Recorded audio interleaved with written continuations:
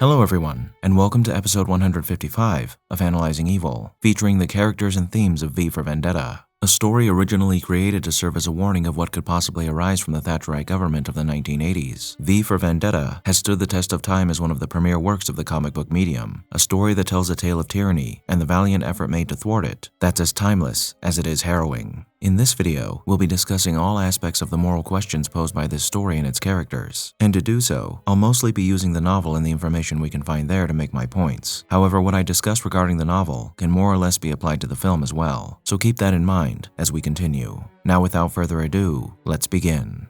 In the alternate universe that the V for Vendetta graphic novel takes place in, a nuclear war that devastated the entire planet occurred in the year 1988. Fortunately for Great Britain, the Isles remained untouched by bombs in this war, and though they were made to suffer the consequences of the dire shifts in weather that the bombs brought alongside the collapse of the global economy, overall, the people of the United Kingdom were able to persevere when compared to the peoples of other nations. However, perseverance still brings complications in the aftermath of devastation, including the advent of nefarious powers like the Norse Fire Party, which is described in detail by Evie when she's having a conversation with V about the war.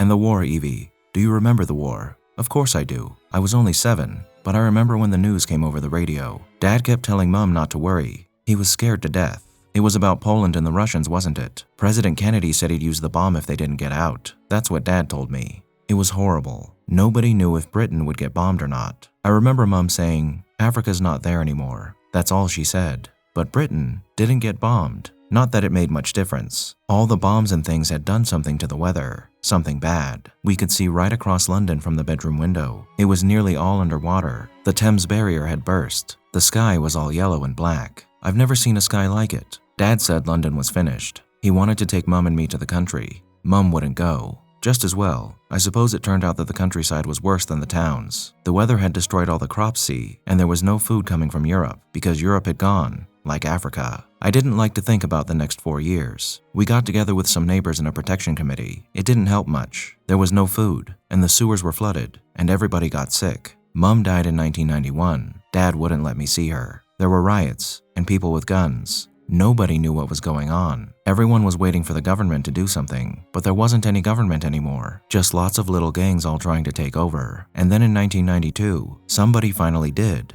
It was all the fascist groups, the right-wingers. They'd all got together with some of the big corporations that had survived. Norse Fire, they called themselves. I remember when they marched into London, they had a flag with their symbol on. Everyone was cheering. I thought they were scary. They soon got things under control, but then they started taking people away. All the black people, and the Pakistanis. White people too. All the radicals, and the men who, you know, liked other men. The homosexuals. I don't know what they did with them all.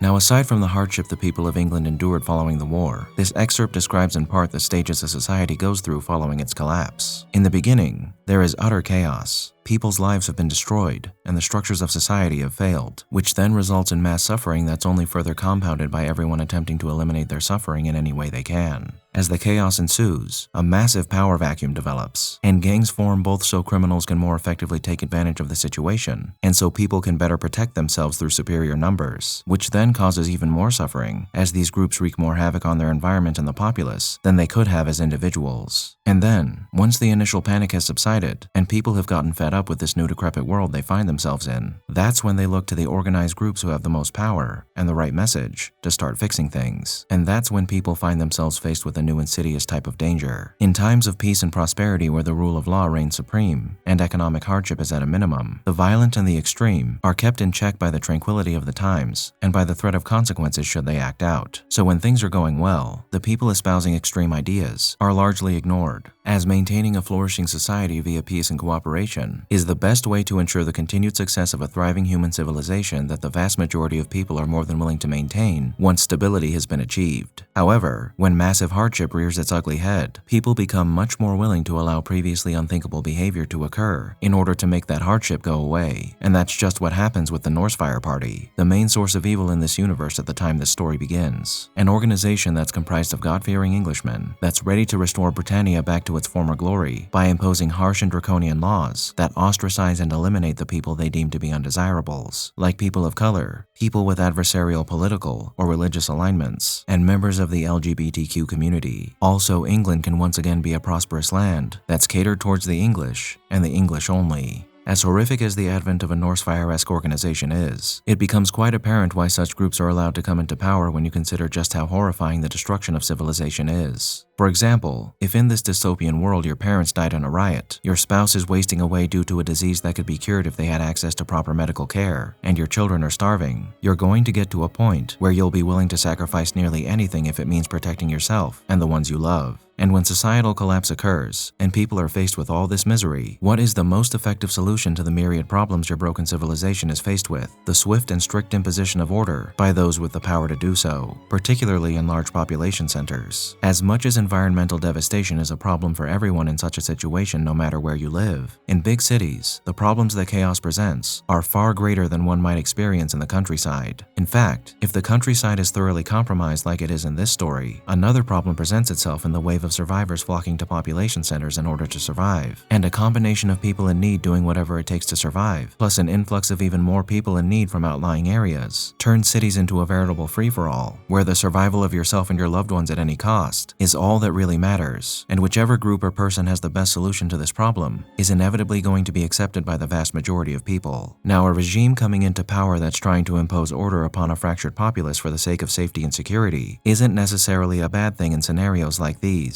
Obviously, it isn't preferable, but if everyone around you is suffering in many different ways, it makes sense in the moment to restore order so supply lines can be opened, infrastructure can be maintained and repaired, and areas made safe from criminality and wanton violence. The problem here doesn't necessarily lie with the concept. It lies with the fact that most, if not all groups that you're granting this power to, either have ulterior motives or they refuse to relinquish that power in favor of less drastic forms of governance once they've restored order. And Norsefire is guilty of both. Now, why the Norsefire Party won out as the people's chosen mechanism for order, and not another radical group, is due to the overall climate in England at the time they were granted their mandate. When extenuating circumstances present themselves, it's typically the group who has their fingers on the heartbeat of the populace's woes that wins people over, which is evident in some of the more widely known real-world examples of such shifts in power occurring. In the many countries that comprised the Russian Empire in 1917, the revolutionaries who promised a swift and violent end to the tyranny of Tsarist rule, modernization, and the conclusion of the foreign war that their sovereign had forced them to fight in for the last 3 years, rallied large swaths of the populace to the Bolshevik cause, people who had long suffered as slaves to the monarchy, whose desire for freedom, equality, and justice was taken advantage of by an organization that would go on to commit horrific and mass atrocities in the name of communism. By the time the Nazis came to power in 1933, the people of Germany had been battered and broken first by their defeat in the First World War, then again by the harsh restrictions imposed upon them by the Treaty of Versailles, starving people who were more than ready for a strong man to make his entrance and put an end to their suffering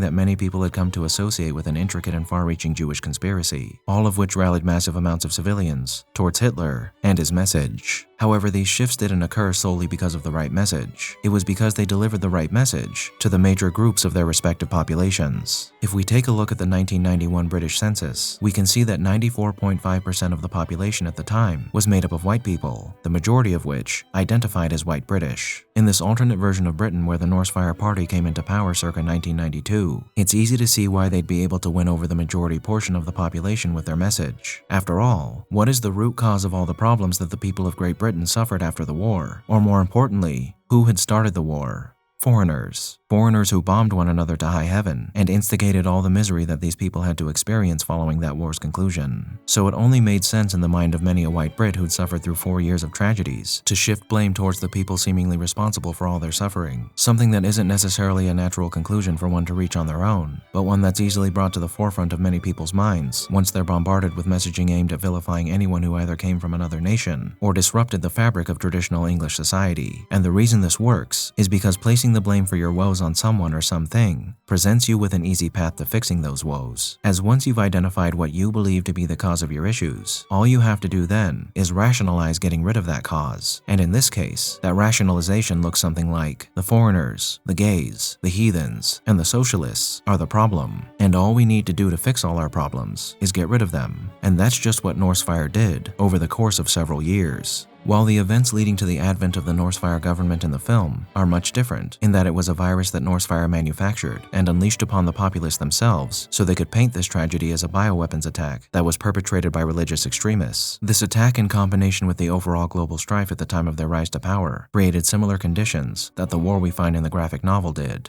Now, as we've already partly covered, Depending on what kind of organization you give this type of power to, many problems can present themselves the moment you do so, like we see with the Norsefire Party, who made it their prerogative to use any non-white or non-conforming person as scapegoats for the changes they were looking to make. And the suffering people who run counter to their ideology endured is wholly unjustifiable and wrong. But aside from the lives that suffered during the formation of their government, the biggest problems with allowing this power-bestowing solution to play out is how your chosen vessel for societal rehabilitation typically transforms society into an oppressive police state that utilizes horrific tactics in the name of maintaining order, and how difficult it is to get rid of these tyrants once they've infested every aspect of your society. Once the honeymoon phase is over for the people the regime chooses to tolerate, and you're faced with the reality of the situation you now find your society in, there are three major roadblocks that end up presenting themselves once your chosen group has solidified their power: constant surveillance, the radical nature of their overall methods and message, and the centralized power that the party and their leaders hold. With a party like Norsefire, they do a fantastic job of brainwashing people through propaganda, which renders large sections of their society both complacent and complicit through various forms of rhetoric, like the us versus them narrative, religious dogma, superiority-based racial policies, falsified statistics that bolster the credibility of the regime, and so much more. When propaganda fails, these powers resort to a tried and true method of population control: violence, torture, imprisonment, assault, and any other violent thing you can imagine will likely be utilized by these regimes to keep their hold on power if they need to use them. And when you add in that constant surveillance, you find yourself constantly watched and surrounded by indoctrinated people that welcome the extreme actions of their leaders to keep themselves safe and warm at the expense of everyone else. And standing tall above everyone, as the puppet master stringing along his subjects, is that chosen leader of the organization, who in this case is Adam Susan. Adam Susan is presented to us as a man totally devoted to his cause and nothing else, a virginal man whose only true love is fascism and the fake computer system that allows him to run his country from the safety of his high office. While his film counterpart Adam Sutler does appear to be a zealot, he is far more concerned with power and maintaining that power. Mr. Susan, on the other hand, actually thoroughly believes in the righteousness of his cause, the purity of his message, and that he is the savior of his people. And while a greedy megalomaniac is certainly a terrifying thing to encounter, a man who lives and breathes his cause is infinitely more harrowing, as his devotion to the principles he espouses makes him a far more stalwart enemy than a man who would sooner abandon his party's platform for new ideas if they promise to expand or improve his hold on power. A man who would die for his position, not necessarily his cause. But not a man like Adam Susan. He would fight until the bitter end for Norsefire, and then some. But either of these individuals will always attract similarly devoted allies who will do any sordid thing that their leader asks of them, and they'll do so regardless of whether or not their motives are power or to further their cause. And just how dangerous Susan and his message is exemplified in a monologue that were given by him in the novel. My name is Adam Susan. I am the leader of the lost, ruler of the ruins. I am a man like any other man. I lead the country that I love out of the wilderness of the 20th century. I believe in survival, in the destiny of the Nordic race. I believe in fascism. Oh yes, I am a fascist. What of it? Fascism. A word whose meaning has been lost in the bleedings of the weak and the treacherous. The Romans invented fascism. A bundle of bound twigs was its symbol. One twig could be broken. A bundle would prevail. Strength and unity. I believe in strength. I believe in unity. And if that strength, that unity of purpose demands a uniformity of thought, word, and deed, then so be it. I will not hear talk of freedom. I will not hear talk of individual liberty. They are luxuries. I do not believe in luxuries. The war put paid to luxury. The war put paid to freedom. The only freedom left to my people is the freedom to starve, the freedom to die, the freedom to live in a world of chaos. Should I allow them that freedom? I think not. Do I reserve for myself the freedom I deny to others? I do not. I sit here within my cage, and I am but a servant. I, who am master of all that I see desolation, I see ashes. I have so very much, I have so very little. I am not loved, I know that, not in soul, nor body. I have never known the soft whisper of endearment, never known the peace that lies between the thighs of a woman. But I am respected, I am feared, and that will suffice, because I love. I, who am not loved in return. Now, if that man at the head of an organized terror like the Norsefire Party doesn't leave you reeling, I'm not sure what else will.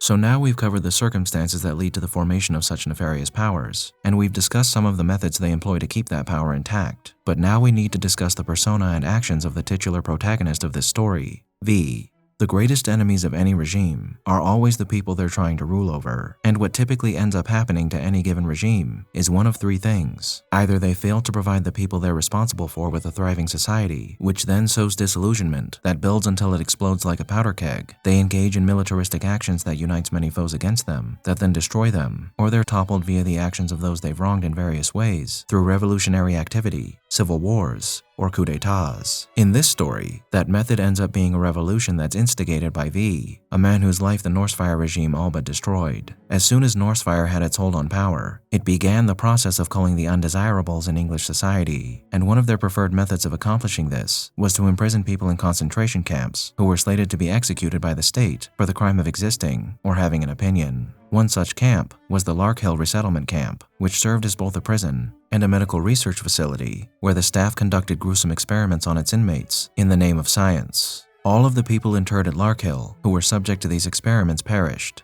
all except for one, the man we know as V, whose origins are otherwise unknown. V was driven half-mad by these experiments, and in 1993, after earning the trust of the camp's personnel, he managed to free himself by manufacturing and detonating explosives that he placed about the camp. And from here, he would embark on a 4-year-long journey of revenge and revolution that marked him as a terrorist in the eyes of the Norsefire regime. Now, when you're dealing with any two sides of a conflict, you're always going to have to factor in perspective into the moral designation of any given individual or organization. For the Norsefire government, V is a terrorist and a villain. For V, the Norsefire government is unjust and villainous. So when two sides are claiming that the other is evil, how do you determine who is and isn't the villain in such a situation? By examining both impartially. Let's operate based off the assumption that both Norsefire and V want what's best for their country. Now, how do both of them aim to accomplish bettering the world? Norsefire wants to eliminate suffering by eliminating those it has designated as causing that suffering, and in doing so, they believe they'll be able to build a society based off of order, tradition, and strict adherence to harsh laws, at the expense of those who aren't white heterosexual God-fearing Brits. V wants to make the world a better place by toppling Norsefire and igniting anarchy so humanity can return to a state where each person is only made to answer to themselves. By just stating these facts about each, we can clearly identify Norsefire as the villain here. However, V is not completely bereft of villainous behavior, and that mostly has to do with his methods for accomplishing his revolution. When you think of a revolution, most people typically picture a popular uprising of people that wish to see drastic change in a country that's suffering under the weight of tyranny, oppression, or gross mismanagement, and sometimes that means war, or at the very least, massive protests. V doesn't instigate some sort of righteous war that galvanizes the populace into taking action against their oppressors, nor does he build off popular sentiment and disillusionment to rally the people behind his message. He does do that eventually, but initially, he accomplishes his goal of turning the populace against Norsefire through the projection of his own form of propaganda and terrorist activities like espionage, murder, and the bombing of landmarks, with the intended goal of throwing England back into chaos so anarchy may reign where tyranny once did. And while all the actions he takes that are geared towards the downfall of Norsefire are just that, some of them are more personal than others, like his murder of every single person who ever worked at the Larkhill Resettlement Camp, though each and every person involved with that camp undoubtedly deserved to be punished in some way. So the murders he commits are justifiable to a certain degree, though each would need to be examined individually to determine just how justified each one was. And his imprisonment and torture of Evie, so she might better see his point of view and take on his legacy following his passing, is something rather questionable as well, even if it did make her a better person. Here's the thing though, who is really to blame for any of the less than honorable actions V takes in the name of revolution and justice? V, or the people who drove him to take these actions? Before V became V, he was a man like any other, a member of British society who for one reason or another was chosen to be a guinea pig at the Larkhill concentration camp, and through all the horror he suffered, he was transformed into this shadowy figure that was hell-bent on taking down the power that had destroyed his life and the lives of so many of his fellow countrymen. Had none of this happened to him, the man we know as V would have never come into existence, and thus all of the actions he took in the name of his cause would have never occurred. So while you can assign some degree of villainy to V's character due to his methods, to place the blame on him for doing what he does in this story is erroneous, even more so when you consider the circumstances he's faced with, as it's not as if he could stand on a soapbox surrounded by loyal adherents and deliver his message of revolution in a more noble manner. No. In this type of scenario where an oppressive power has a stranglehold over society, subterfuge and targeted violent action is likely the best method one has available to them to instigate any sort of change. So is V a hero? Yes, he is, but a flawed one. A man who flirts with villainy, but only for the sake of a cause that he believes will set humanity on the path to peace and prosperity. However, that brings us to the only real issue with V's revolution. V's revolution is by design supposed to result in disorganization, the destruction of an insidious construct that will then ideally result in the creation of something better once the dust is settled. While that's a nice idea in theory, ripping the bandage off a bleeding wound in the hopes that something or someone will come along and mend it in a proper way isn't exactly the most stable course of action. And while there was an enormous amount of thought and planning put into the revolution itself, there was little to none put into what would happen after, which again, was the intended goal when you consider that anarchy is chaotic by nature. However, as far as the viability of anarchy specifically is concerned, I don't have an answer for that, and I'm not trying to say one political solution has more merit than the other. I'm only trying to point out the potential negative ramifications that are associated with any such solution. Anarchy could very well be a perfectly fine answer to all of humanity's woes, and V demolishing the Norsefire government to give people back their right to self-determination is overall a net positive, regardless of how well thought out his anarchical aspirations were. However, the fact does remain that in the short term, V's revolution is going to cause a degree of chaos that could result in suffering that might not have occurred had his intent for the revolution been different. While the risk of another tyrannical group seizing power would be reduced following such a revolution, it still remains a possibility that it could happen, which is one of the risks any revolution has to accept. However, the greatest danger to the people following V's revolution is the potential harm that could come to innocence when it happens. Though it's true that there will be people aligned with the enemy who are innocent enough that will die via the revolution, or innocents that will die because they're caught up in the chaos that ensues once the revolution begins. Again, it's not really V who's to blame for their deaths. It's Norsefire through the tyranny and oppression they imposed on the populace that would have eventually drove people to taking some sort of revolutionary actions anyway. Now, I was playing devil's advocate with V's methods and his revolution because I believe it's important to examine the merits and flaws of all sides of any conflict, no matter how virtuous or insidious they appear to be. But regardless of the downsides of V's actions, there's something very important and extraordinary that V's revolution provides the people of England with that Norsefire would never dream of giving them: a choice. A choice they were denied by the nefarious powers that used the suffering of the populace to their advantage so they could strangle freedom, individuality, and self-determination in the name of order, security, and tradition, which is an organized path to misery that anyone should and would be glad to be rid of, even if shirking off such a power has a cost associated with it. So with everything we've discussed in mind, what are the greatest takeaways from this story as far as good and evil are concerned? Well, though this story was designed to be a critique of fascism in particular, and how easily a group with such an alignment can grab hold of society, it ultimately serves as a warning against just how quickly any person or group that would use the suffering of others as a lightning rod for their message of hate and bigotry can transform any society into a veritable hellscape in the name of justice and order. The concepts of justice, law, and order can be the iridescent bastion of civilization, a beacon that all can flock to for safety, security, prosperity, and freedom. Or it can be perverted into a tool for the wicked to provide safety, security, prosperity, and limited freedom to some at the expense of so many others. For the trappings of justice are unfortunately allied to those who are in the best position to utilize them. And if there is no one left standing in a sea of fear that's ready to decry its use as an extension of evil, then it no longer becomes the ally of each and every one of us, but the ally of the corrupt and the wicked, which is exemplified by this excerpt on justice that V grants us in the novel when he's having a conversation with a statue of Lady Justice.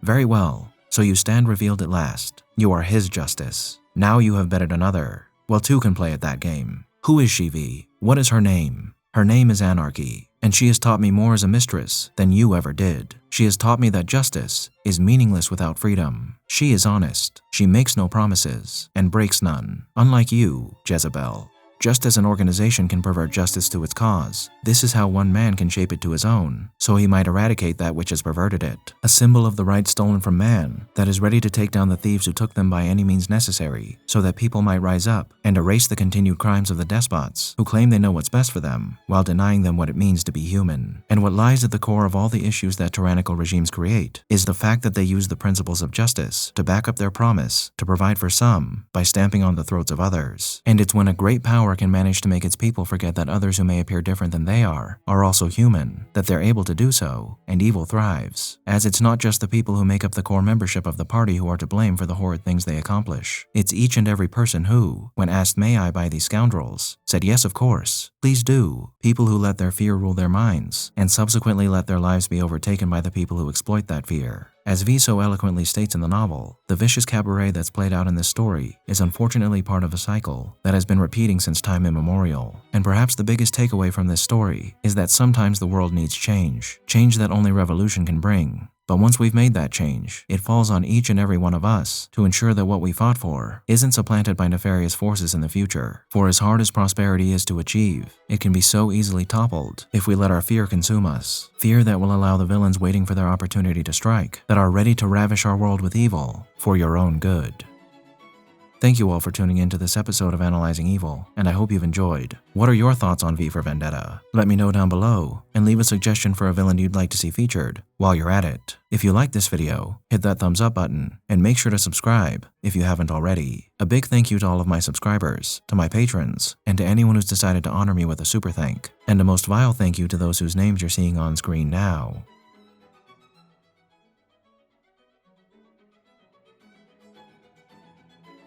Join the channel's Discord server and subreddit, and follow me on the social media platforms listed below to keep up with the channel. As always, thanks for watching, and I'll be seeing you soon.